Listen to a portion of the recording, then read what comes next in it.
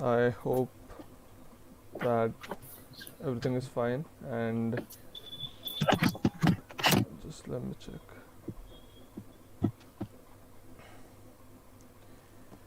Yeah, I hope the audio is fine, and Ma'am, you're live now. yeah, so if someone can just put it in the chat box if the video and audio is fine.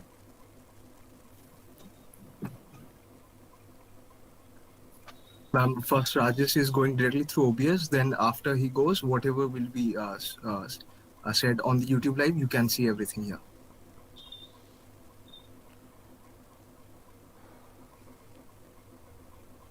Okay, we'll wait for some time so that uh, people join in.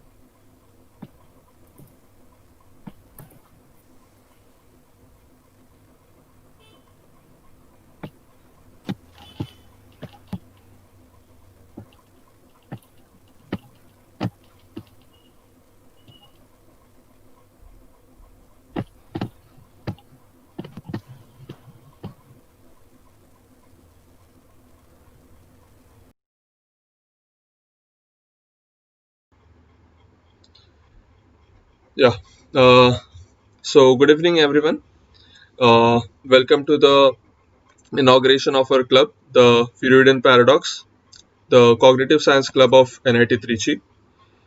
Uh, as we enter the data-driven world with advancements in fields like AI, behavioral economics, adaptive sexuality, and many more, we try to inculcate ideas of mathematical modeling and analytical philosophy and psychology. We have a great event lined up for you. Uh, we have session by Dr. Chirimuuta. She is a senior professor at University of Edinburgh. Uh, After that, our club treasurer and social head, uh, Atulya and Mansi, will talk to you about different aspects of the club. And in the end, the club president Sayan will brief you about the inductions. Now I request Sayan, the president of the club, to continue and introduce our guest of honor.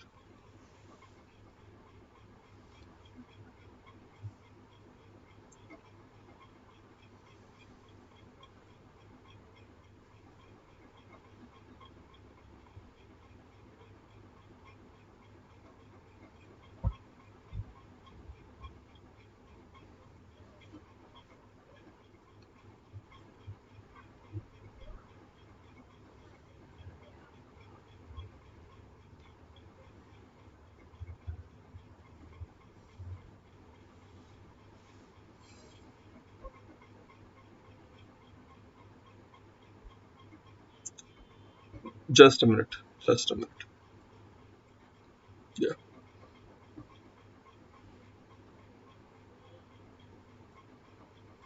Yeah. You're.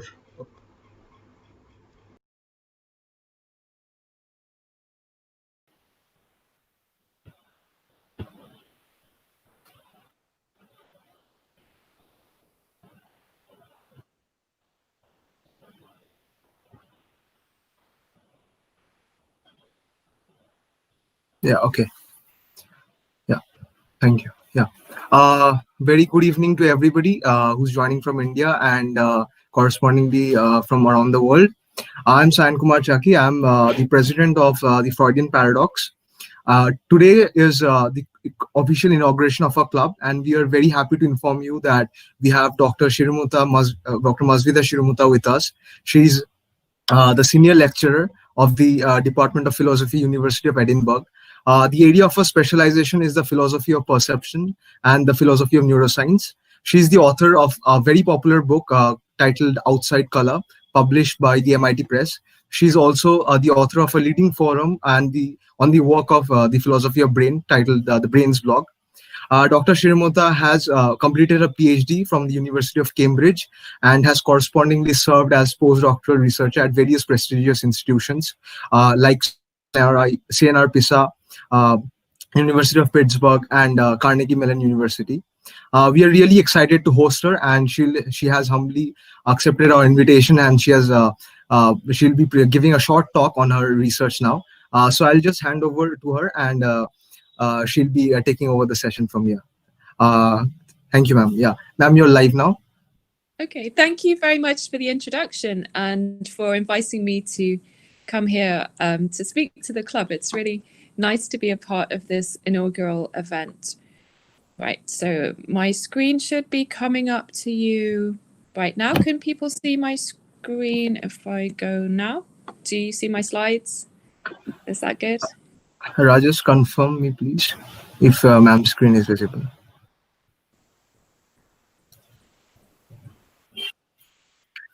Great.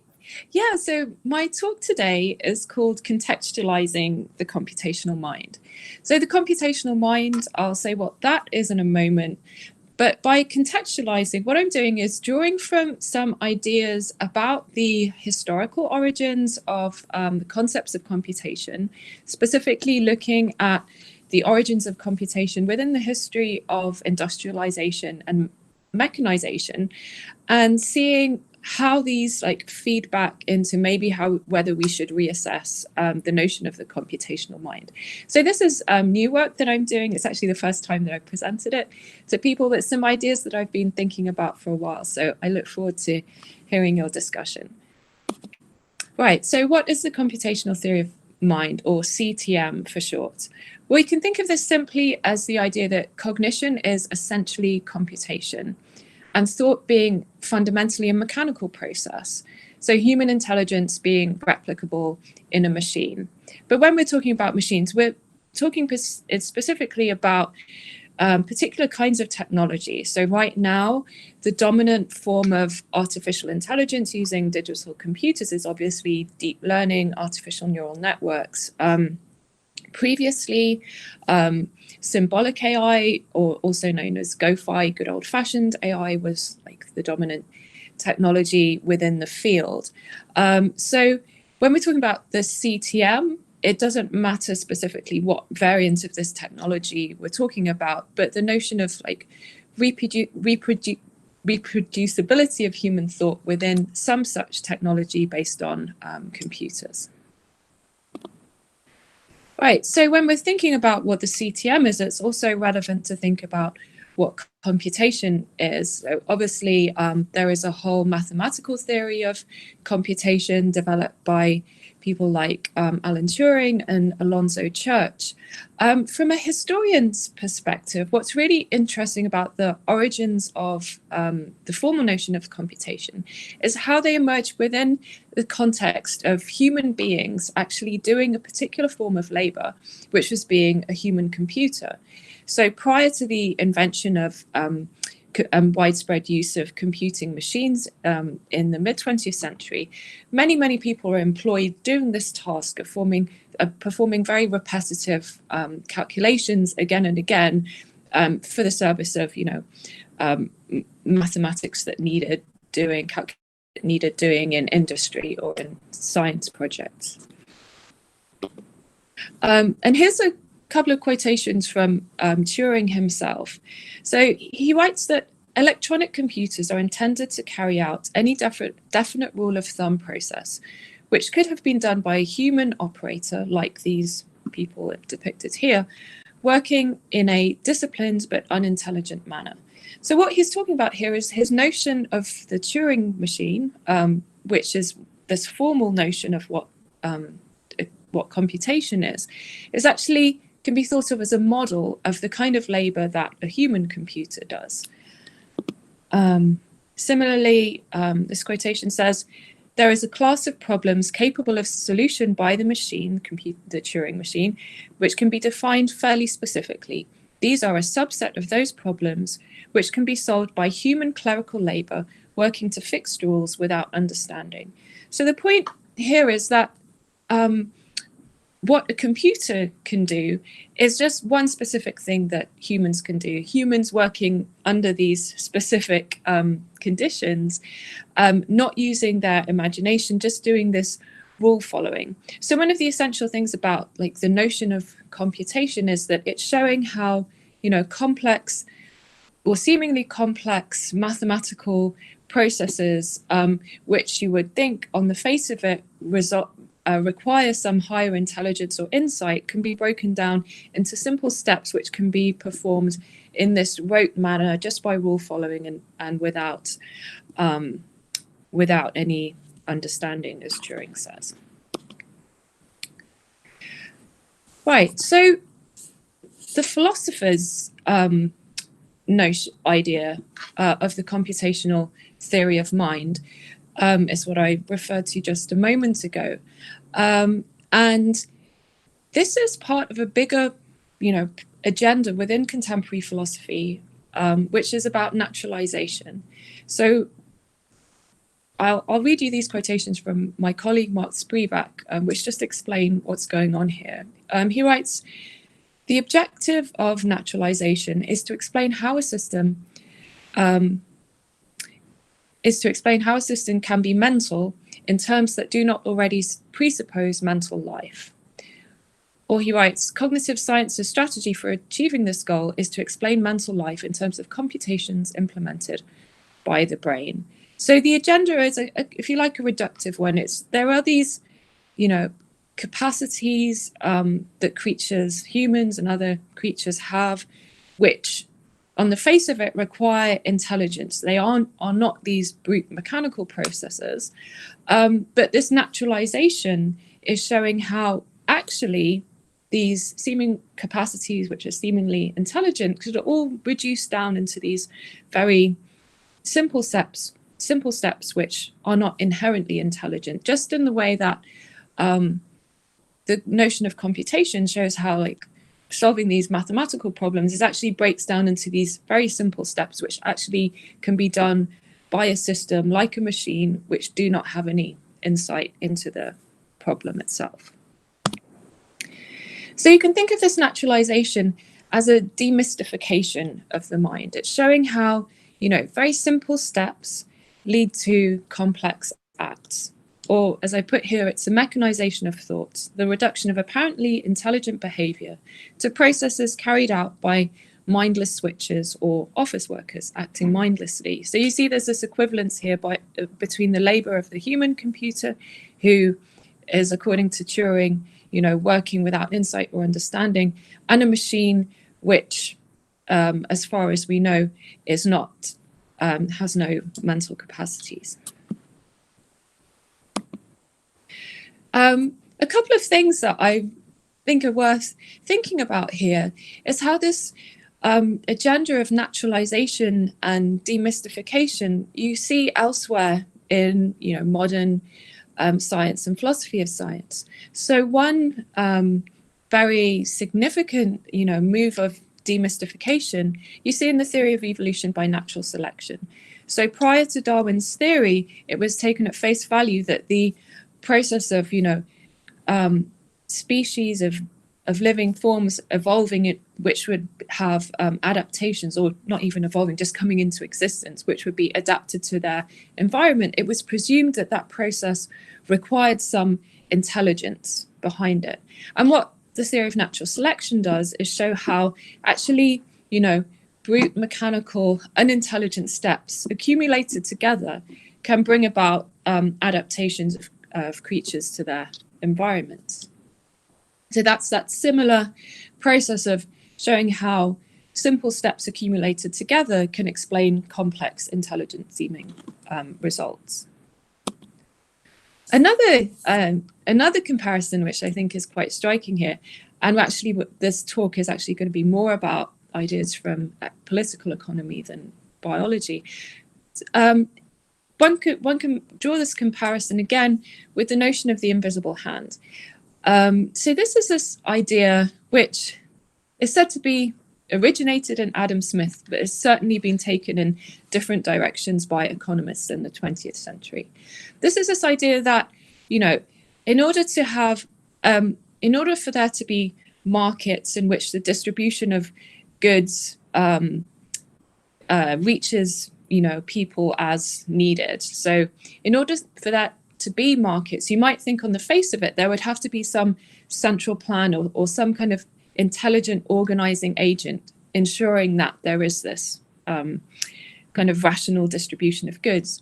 But what the notion of the invisible hand says is that actually you can have this very local, almost unintelligent mechanism by which individuals just make cost benefits decisions based on their own self-interest, but these accumulated together actually gives you a market which has this intelligent seeming behavior of distributing goods in an efficient manner.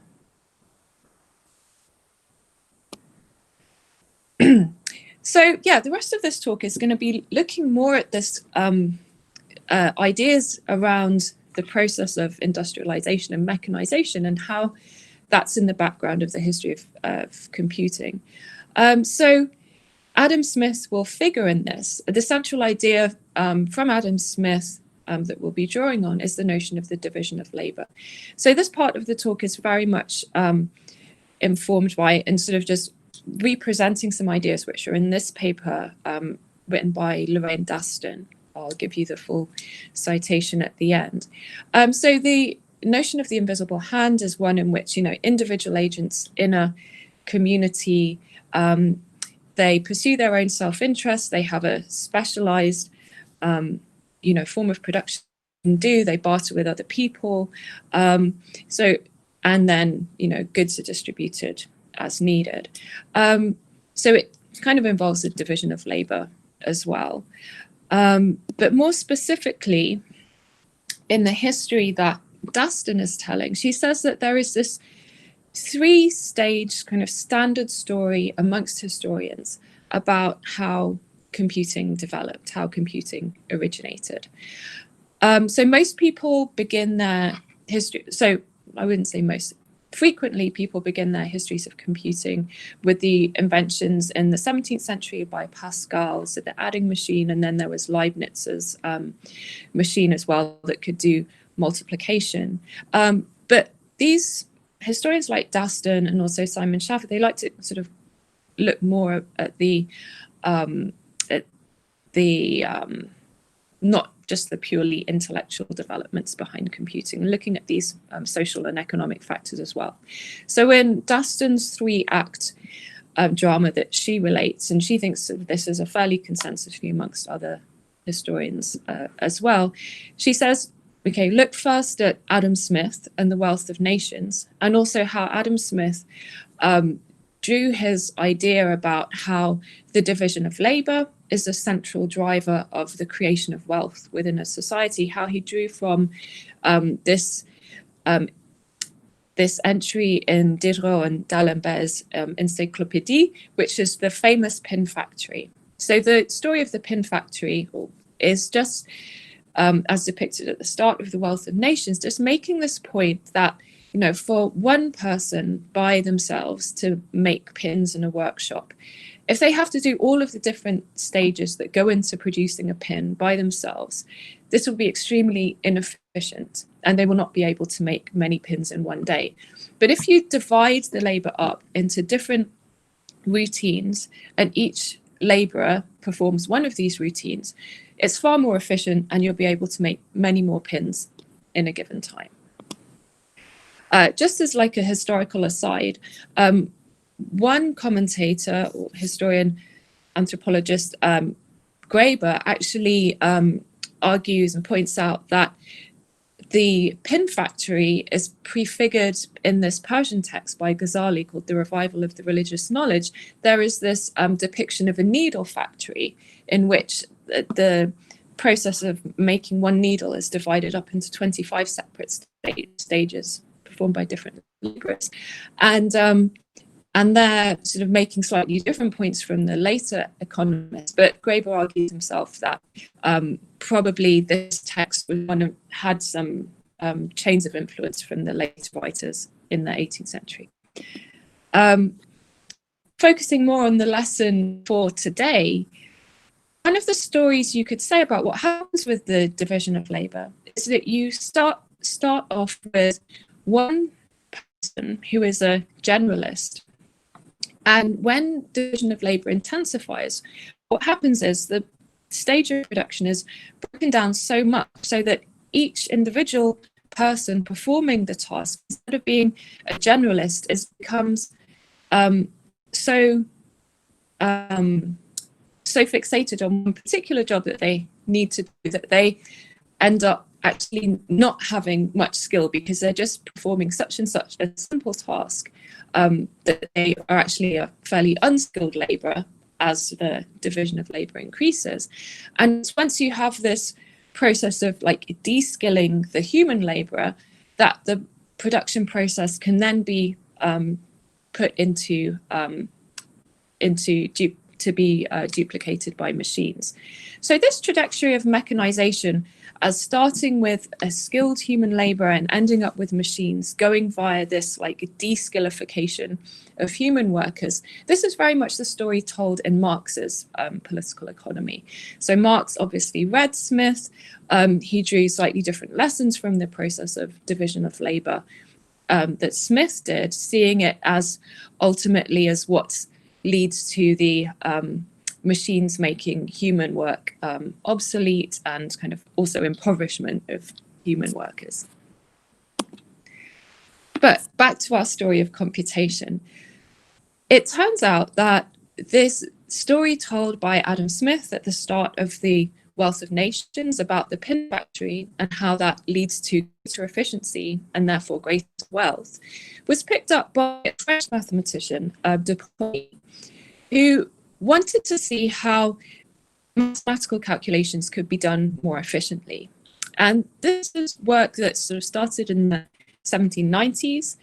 And what he did is to show how, in order to do all the calculations that would need to be performed in order to generate a huge logarithmic table, what you could do is break down the functions that needed to be calculated and repackage them into stages that could ultimately be performed by workers who had no knowledge of mathematics themselves.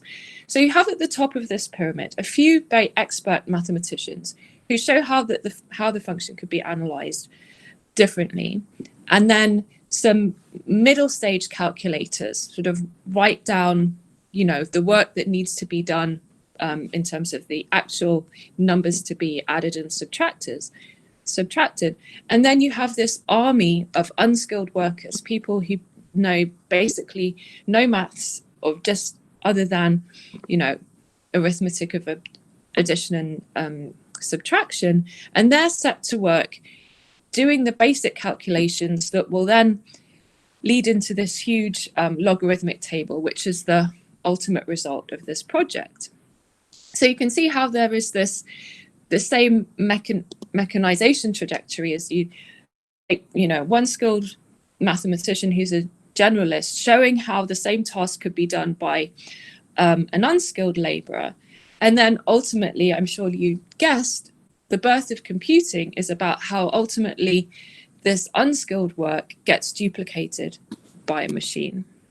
And this is the third act here. So Babbage picked up on this idea that many mathematical tasks could actually be reformulated such that someone with no mathematical knowledge could perform the calculations to solve them.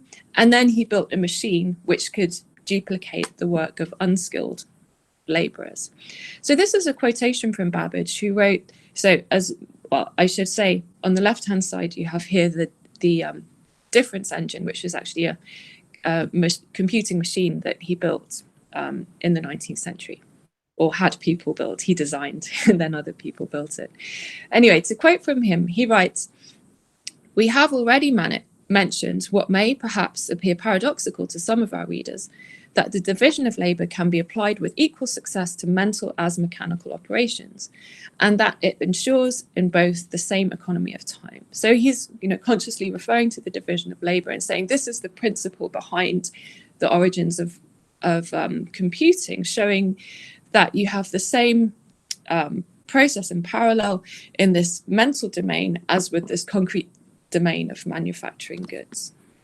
And I should mention also that Babbage, alongside his engineering and mathematical projects, was also writing about political economy and about industrialization. So for him, he was really multidisciplinary on all of these fields. This is a bit more on Babbage, showing you one of his examples that he's telling to people how the function of calculating the square of a number can be reformulated in terms of these tables of calculations in which the unskilled worker only needs to add the number 2 to the number in the column B, and then add column B to the result of column B to column A, I think it is, and then you can produce the square of a number without doing any other mathematics than just very simple additions and subtractions. So to quote again from Babbage, he writes, as the possibility of performing arithmetical calculations by machinery may appear to non-mathematical readers to be rather too large a postulate, and as it is connected with the subject of the division of labour, I shall here endeavour in a few lines to give some slight perception of the manner in which this can be done, and thus to remove a small portion of the veil which covers this apparent mystery. So you can find, so yeah, he's just showing it to his readers. It might seem very puzzling that this work can be duplicated in such a mechanical method, and so he's showing how this is actually done. So one thing to summarize here is that you see this parallel development of, you know, industrialization and manufacturing of goods with machines, in which you have thoughtless parts assembled to imitate skilled actions, both in that manufacture arena, factories, and in the era of computing. So you have, you know, weaving machines that duplicate the tasks that used to be performed by human skilled workers, and you have computing machines that duplicate the tasks that have originally been thought up by a skilled mathematician, but then sort of broken down into more basic steps requiring, not requiring skill.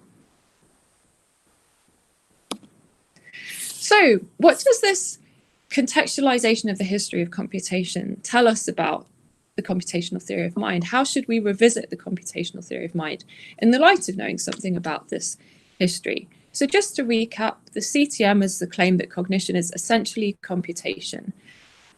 But with this historical view, we can see, well, there might be limitations on the inferences one should make from computers to humans.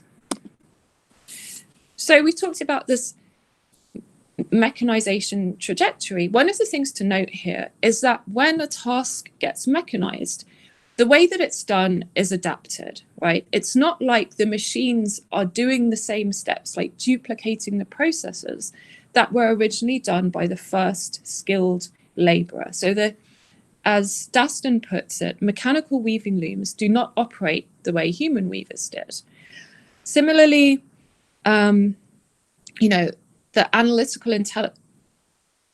So similarly, when computing machines were designed, they had to, you know, reconfigure the notion of calculation in order for it to be mechanizable.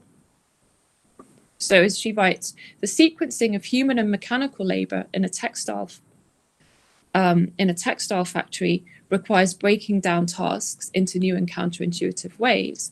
And similarly, with the replication of mental labor in machines, we need to break down these cognitive tasks into new and counterintuitive ways, which is to say, you know, one of the agendas of the computational theory of mind is to say, well, if you can show that a computer can perform a particular cognitive task, then you have an explanation for how it's done by a human. But this point by Daston here is showing that that inference shouldn't exactly hold, because there's no reason to think that this computationalized version of that cognitive task is doing things in the same way that a human would.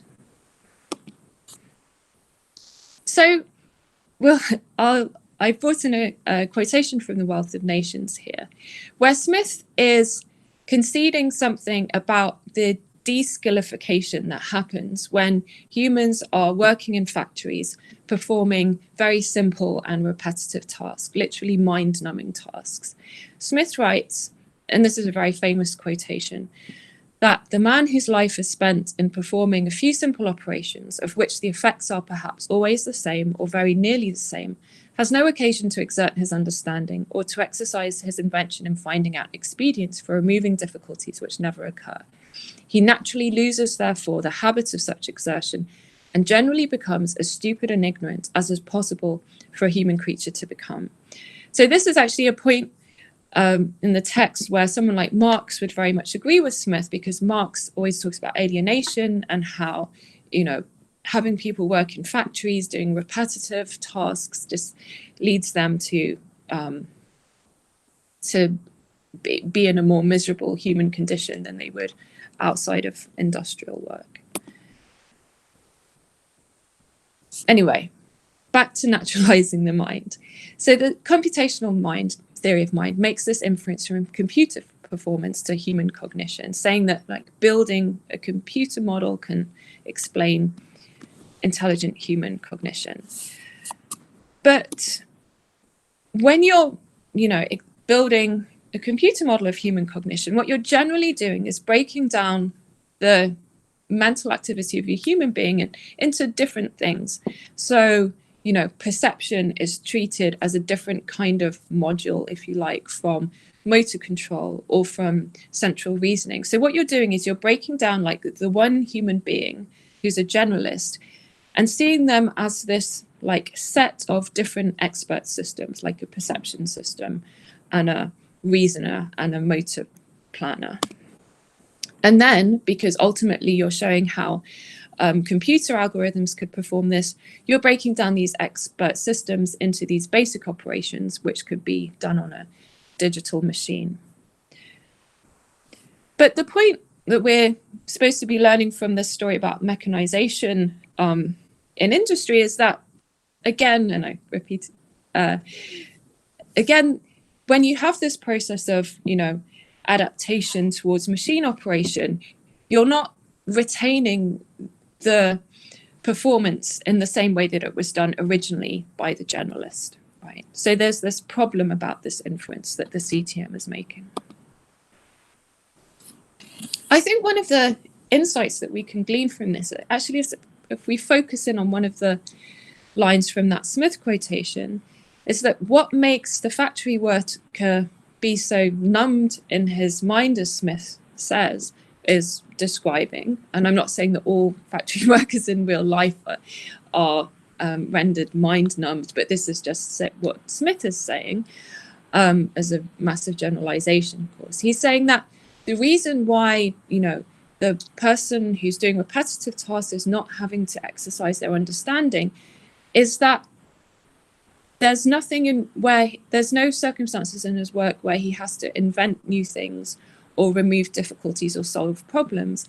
And we can ask, why is this? Well, just because in a factory, his job is just to do the same thing over and over again. He doesn't have to adapt his task to new circumstances. The conditions are extremely controlled. And if anything ever does go wrong, there are engineers or other specialists that have to come in and fix him. So the person is never taxed to have to behave differently because his environment of work is so regularized around him. And I think this is something that we see in, how computing machines and robotics actually need this in order to work. So for Smith and Marx, they say that there's something problematic about making humans work in this repetitive environment because it actually reduces human intelligence because people aren't challenged. Well, robots really need repetitive environments. And I'm just making the point here that if you look at the real success stories of robotics today, it's industrial machinery. So when you have robotics used to make things and you're in a factory, so the conditions can be extremely controlled, robots work really well. When you try and take technologies out into the real world, like autonomous vehicles, and this is Pittsburgh where I used to live, and Uber was doing a big trial of its autonomous vehicles, so we'd see these cars a lot. It becomes a real challenge for this technology because the environment is not controlled. There are new novel scenarios that are happening every day, and the technologies, the computers are not able to analogized from past experience in a graceful way in order to solve novel challenges. So this very task of, using intelligence, creativity in order to deal with new problems, the very task that the factory worker is not challenged to do, robots find that they cannot do in the real world. And this is like the real limitation of the rollout of technologies like autonomous vehicles into uncontrolled environments. So this is the final slide of my talk, and I'm just going to summarize the main lessons. So the computational theory of mind seeks to demystify or naturalize thought by reducing cognition to mechanical, i.e. computational processes. The history of computation tracks the history of mechanized manufacture and the de-skilling of the human labor force. Mechanization requires restructuring, not duplication, of a task performed by a skilled worker. It requires control of the environment so that understanding and invention are not demanded of machines or unskilled workers. And I'll just leave you with this question, and I hope we'll go over it in the discussion. Is this the right framework for theorizing general human intelligence in the uncontrolled world? And here are some sources, in case you want to look back at any of those references that I made. Thank you. Thank you very much, ma'am.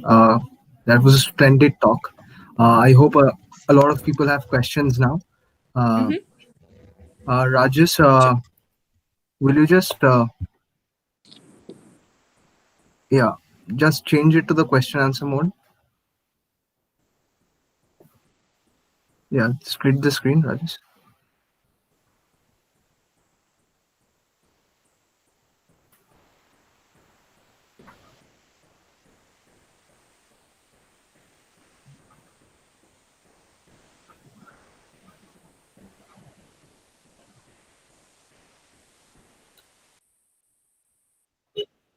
Okay. Yes, ma'am. We have our first question actually. Okay. So, just a second, ma'am.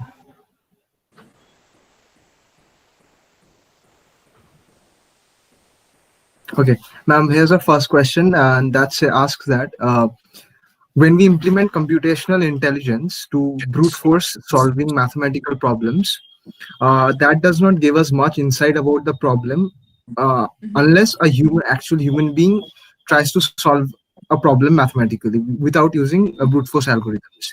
So how does that help in the advancement of mathematics or such streams as a whole? Yes, ma'am. Yeah.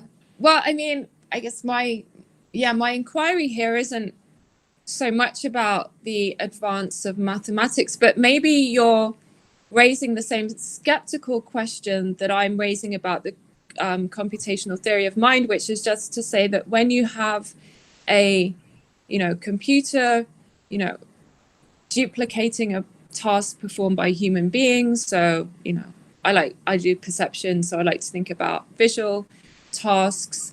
It's solving it in such a different way from the human being that we shouldn't assume that it gives us insight into how the human does this task. But it's kind of foundational to this, to cognitive science and so much computational theory and neuroscience that just building a computer model actually by itself gives us an explanation, because there's this assumption that the human mind is essentially computational. And so if you get a machine to do this, then you're approximating something that is going on in the human mind. Yeah, thank you, ma'am. I hope that answers your question. Yes, ma'am. We have a second question. It's been asked that, as Smith had mentioned, repetitive tasks lead to decrement of innovation. If cognition is mechanized, won't it mechanize cognition too? Yeah, sorry. Was that? I didn't get the last bit. Won't it? Okay, if cognition is mechanized, won't it? Yeah, won't. So is the question, if cognition is mechanized, will it lead to a decrement of innovation too?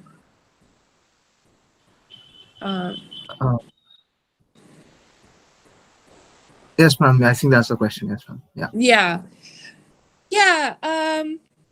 So I think this kind of points to a danger about how some of these, the most state-of-the-art algorithms that we have, going into use in decision making and policy today. I think there is a danger that people lose sight of what it is that those mechanized forms of decision making can't do, that they're maybe not essentially innovative in the same way that a human being would be.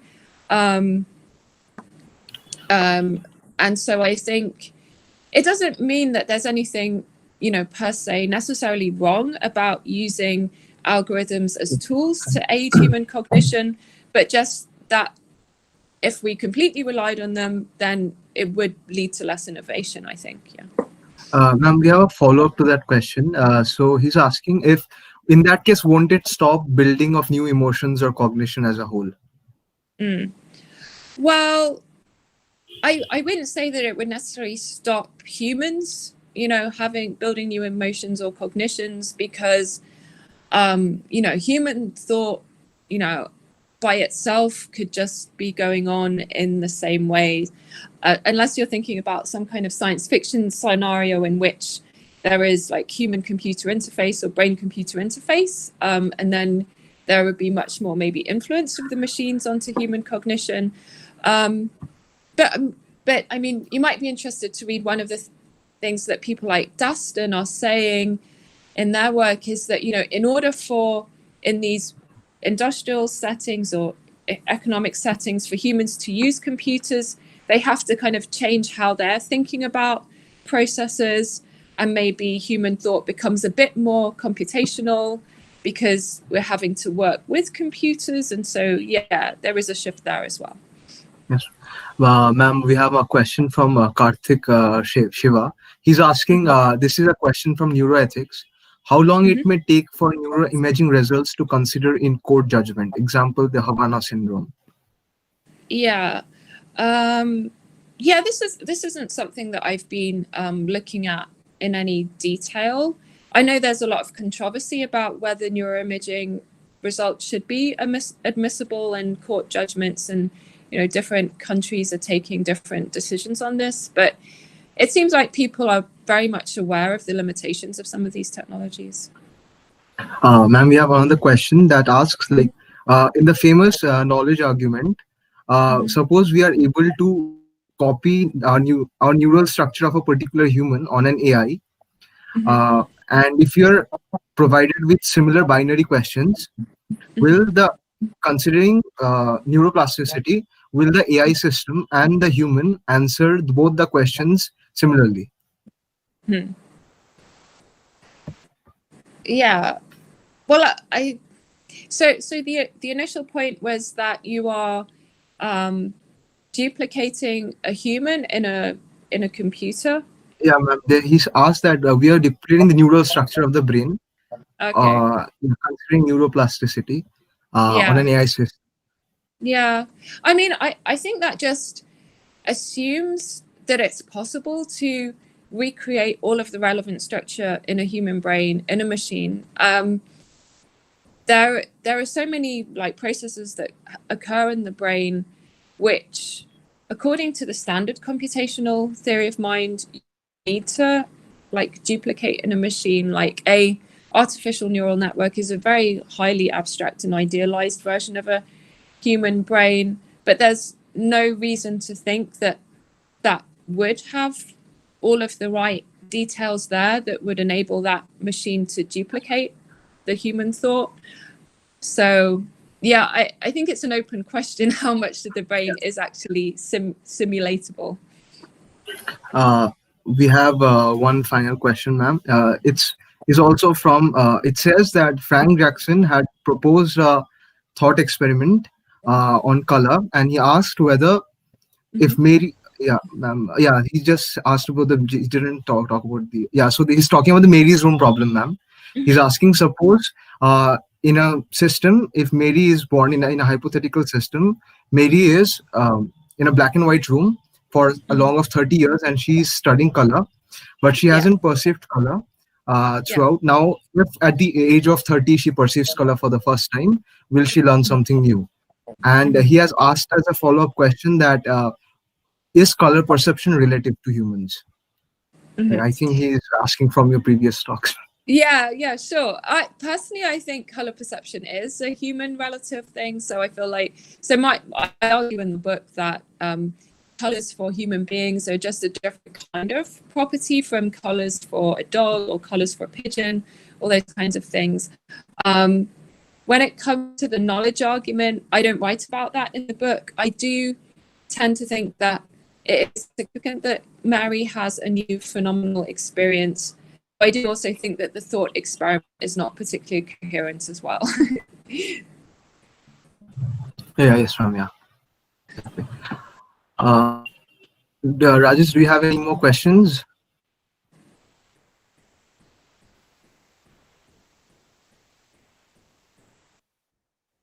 That's it, right? Yeah. Okay, ma'am. That's. I don't think there are any more questions. Okay. Sure. Thank you very much, ma'am, for the talk. It was really an honor to hear you speak live. Probably someday when things get better, we'll be able to invite you to our college so that you'll be able to give us a live workshop or a talk on a seminar. So, Mansi, Atulya, would you guys like to say anything?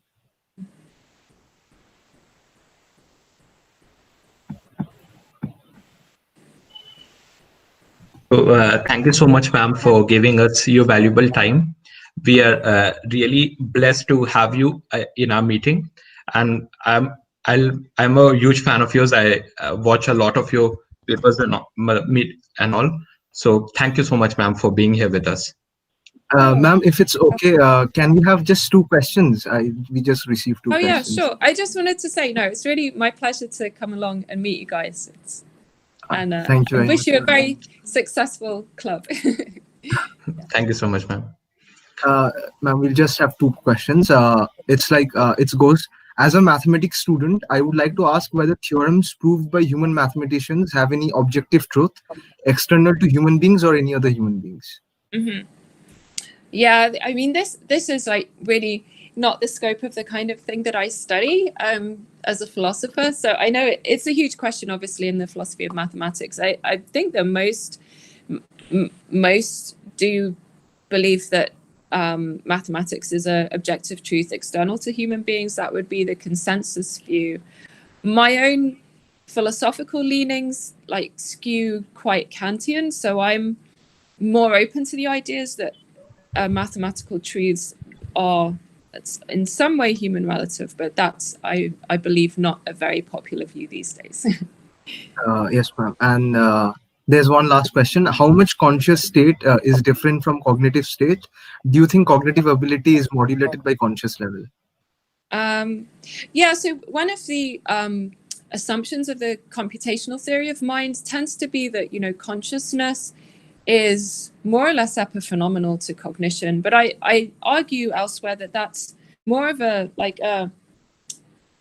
built-in assumption of the computationalist framework than anything that we have principled reason to believe. So I do tend to think that cognition and consciousness go together in ways that are not easy to understand if you're a computationalist. Yes, ma'am. Yes. There's this last question. Sorry, ma'am, to take it. He's asking if the bargaining problem proposed by Nash will be able to solve the problem of the skilled and the unskilled labor in cognition or computational intelligence. The bargaining. I don't know the bargaining. Ma'am, he's talking about game theory. Yeah, so game theory is something I would like to study one day, but I have not got around to it. So I'm afraid I would have to hear more about the bargaining problem in order to answer that question. Okay, ma'am. Thanks a lot, ma'am. Yeah, that's all. Thank you very much, ma'am. Again, it was really an honor to host you. I hope you enjoyed being a part of the talk, and we are. And if it's possible, as I said, ma'am, it will be a really honor to have you in our college someday. Thank you. That would be very nice. So yeah, I hope things get better and we do get yes, to ma'am. Of course, yeah. around meet in person one day. So thank you. Wish you all the best. Thank you very much, ma'am. Bye-bye. Bye. Yeah, have a great day, ma'am. Thank you. Thank you. Thank you so much, ma'am.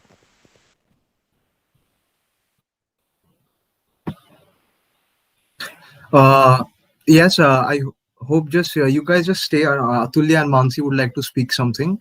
So, Mansi, would you go ahead and talk about the PR and the social related aspects of the club a bit? Yeah. Yeah, sure. So, hello everyone. I'm Mansi Mehra, being the social and public relations head. Want to extend a hearty welcome to all of you for being with us in this live session. So, Freudian Paradox, the Cognitive Science Club of NIT Trichy, is not simply a technical club.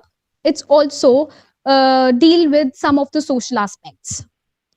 We try to promote the mental, social, and psychological well-being, and also promote the mental health issues. We seek that people will be able to interact among themselves and could even solve their problems and could discuss their problems and would come up with the best possible solutions that they can. And also we know that people who are suffering the most mentally are the people of LGBTQ communities. So we want that their voices need to be heard and their issues need to be addressed for a better representation.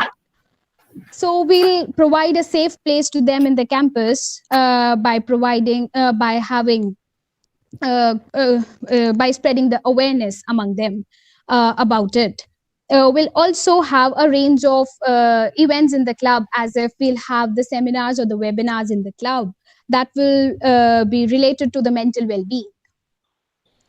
So on and all, it also deals with the campus development as a whole, as we'll have our institutional representation in rainbow festivals and pride parades, and also we'll have a cognitive computing competition at Pragyan, the annual fest of NIT Trichy. So on a whole, we can say that it's a free thought club where people from an interdisciplinary field can share their ideas, their views, their approaches to solve a particular problem. So we ensure that thinkers from all around the campus will have an active participation in our club too. So yeah, over to you, Atulya.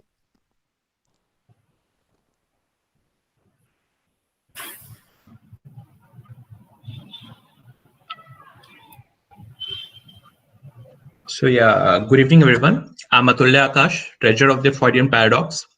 My job would be to look after the financial aspect of the club.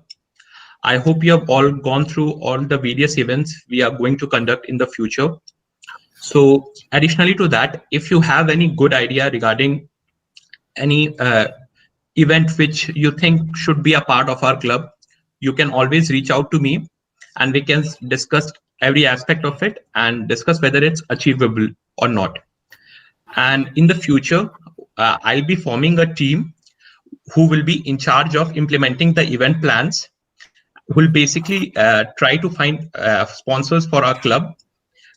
We will, of course, require people who have prior experience to it.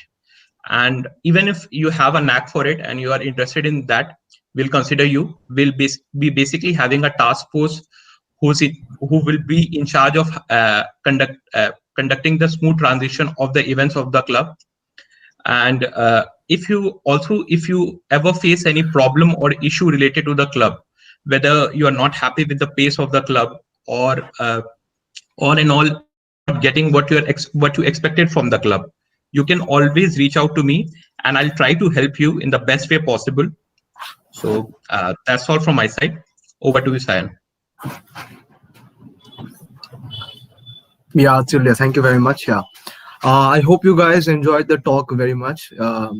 As you know that we'll be organizing similar talks in the follow-up sessions, and we'll try it as much as possible to keep the entire talks and the workshops, whatever they are, public, to irrespective of if you are a member or not.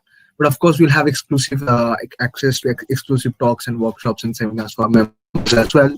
As you know, we'll be doing a lot of things, teaching things like affective computing. Learn to basically implement ideas of emotional intelligence and cognitive structure of emotions into AI systems and things like using ML, DLP, and deep learning and NLP algorithms and things like that. So, as you know, that since already distributed our first section round questions, all those who are watching, as the deadline for the first induction round is 17th January. And after that, depending on your score, depending on your answers, we'll be calling each one of you for the interview for the second round of inductions. And from there, we'll be selecting the final participants and members of our club. As I said, you don't need to prepare anything. Everything regarding the inductions would, whether it's in the interview process or not, would be extremely logical and analytical in nature. So yeah, I hope I'll see you guys and everybody who's watching this in further events, further live sessions and seminars. So yeah, we're signing off now. Thank you very much for this, for participating. Looking forward to see you guys. Yeah, Rajesh, can you take over from here?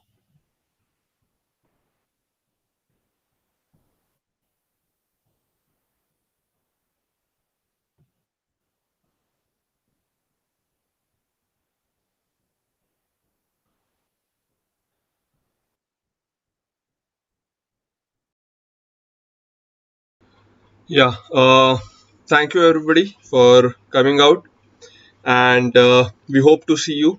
Hopefully, the campus will reopen soon, and we'll be able to meet you guys. Up till then, we'll be communicating with you uh, using various platforms, and that's all for today. Thank you for taking out time and joining us. See you all.